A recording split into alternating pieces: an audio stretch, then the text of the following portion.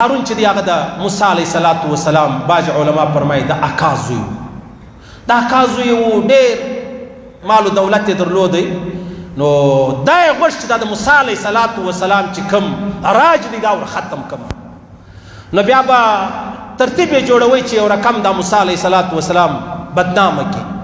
یا نعوذ بالله بې عزت یې کړي نو دی به د ډېره خیاله هغه دته اذ قال له قومه لا تفرح ان الله لا يحب الفرحين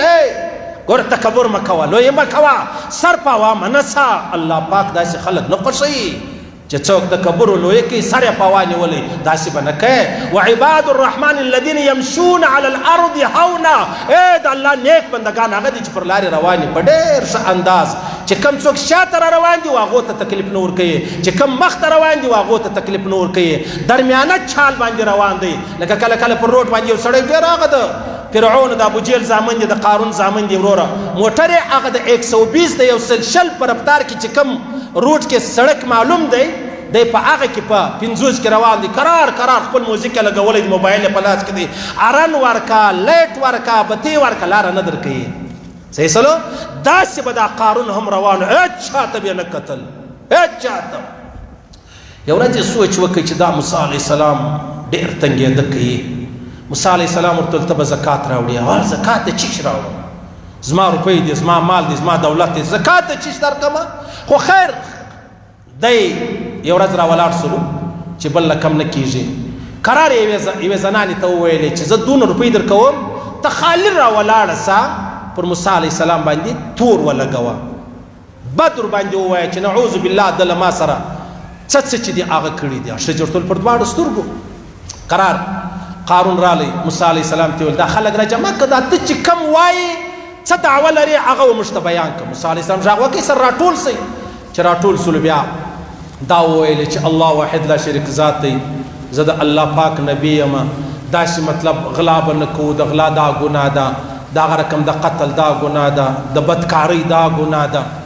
قارون ولاړ سو ویل ول دا خبرې یوازې زموږ دپاره دي که ستا دپاره هم دي موسی علیه السلام ورته زما دپاره هم دي یوازې ستا دپاره نه دي ول نو که دا خبره چې ته وایه ستا دپاره هم دي دغه یوه ښځه د هغه دا وایي چې موسی علیه السلام زما سره نعوذ بالله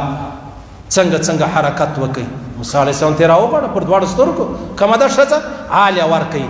حال چې ورکړي ښځه راله موسی علیه السلام ورته ویلې ستا دې په هغه رب قسم یې چې ما او تا یې پیدا کړي دا دنیا یې پیدا کړې ده چې زه نبي یم و ما ته الله تورات را کړی دی وکه خبره وکه کومه خبره ده چې دا تاسو سره جوړه کړې ده ښځې به د هغه خبره کوله چې کوم قارون ورښولې وله الله پاک د دې په خوله رښتیا راوستل ورته ویلې چې دا قارون ما ته روپۍ را کړي دي ما ته ویلې په ده پورې لاس ونیسه چې ده له ما سره نعوذ بالله بېلاري چې د هغه وکړه موسی علیه السلام ډېر پریشان ډېر خفه سولو چې دا څنګه خبره ده الله پاک وحی ورته وکړل چې دا مځکه د یو ساتکي دپاره ستا په قبضه کې ده ستا په کنټرول کې ده که غواړې دې مځکې ته ووایه قارون به ژوندی دننه کړي قرار موسی علیه السلام مځکې ته وویل چې قارون مځکه دا ده وچاودل سوله قارون په مځکه ننوتل شروع چغې کې نارې کې بغارې کې نه څه ووایه تا دومره لوی بهتان پر ما ووایي دومره لوی ظلم دې را سره وکړي د خلکو دا خیال شو چې د موسی علیه السلام د ده مال ته اړولې ده دا کا زوی دی زما خیال د ده روپۍ جنې غواړي نو الله فرمایي فخسفنا به وبداره الارض دی او د ده چې کومې روپۍ وې هغه روپۍ هم پر سر باندې ورکښېښولې بس ولاړې تر قیامته به دا سلسله روانه دا څوک دا هغه څوک چې د چا په باره کې د بدنامۍ سوچ وفکر دی د چا په باره کې د بدنامۍ سوچ دا ګوره الله ژوندی په مځکه نه ایستی د تکبر د وجې هغه ځوان یې ژوندی په مځکه نه ایستی تکبر د وجې نن خو ما او تا ژوندي یو مال به هم لرو روپۍ به هم لرو ځواني به هم لرو صحت به هم لرو اوس به ما او تا څه کوو نو چې کم کار ابوبکر صدیق کړی دی پر هغه لاره به ځو و ده ته به رسېږو چې کم کار قارون کړی دی پر هغه لاره نعوذ بالله ځو بیا به قارون ته رسېږو پیغمبر علیه السلام مبارک فرمایي که یو سړی راولاړ سو پاک دامن زنانه ده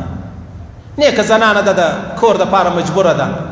یا سبزی راوړي یا غوړي راوړي یا سودا راوړي یا کوچنی بچی سکول لره بیایي یا کوچنی بچی د سکول راولي که یو سړي دا خبره وکړه چې دا 2 نمبر ښځه ده، دا بې لارې ښځه ده، دا د بازار ښځه ده، دغه فکر یې وکئ، دا سوچ یې وکئ، د الله رسول فرمایي د 100 کالو عبادت الله در میټوي. که تا 100 کاله عبادت کړی و بیا پر یو پاک دامن نه یو نیک پلو زنانه ده چې هغه د خپل ضرورت لپاره راووتله او تا دا فکر وکړئ چې دا داسې داسې ښځه ده، د الله رسول فرمایي د 100 کالو عبادت الله پاک ستا در میټوي او ستا در ختموي. وګورئ عزیزانو څنګه د ایمان د تلو خبرې دي، خو غم دا دی ما ته په دې دوی خبر چې ما ته ایمان لرو که نه لرو. لمونځ خو څه د ایمان خبره نه ده چې به څوک لمونځ کوي هغه مؤمن دی. حضرت عمر فاروق فرمایلی ول د چا په لمانځو روزو چې خطا نه وځئ او موږ خالي په لمنځو په روزو کې وړې ده او ګر جهان کافرانو دوزخیان راته ښکاره کېږي، خپل ځان جنتي و هغه لوی کامیاب راته ښکاره کېږي او دا څونه بده خبره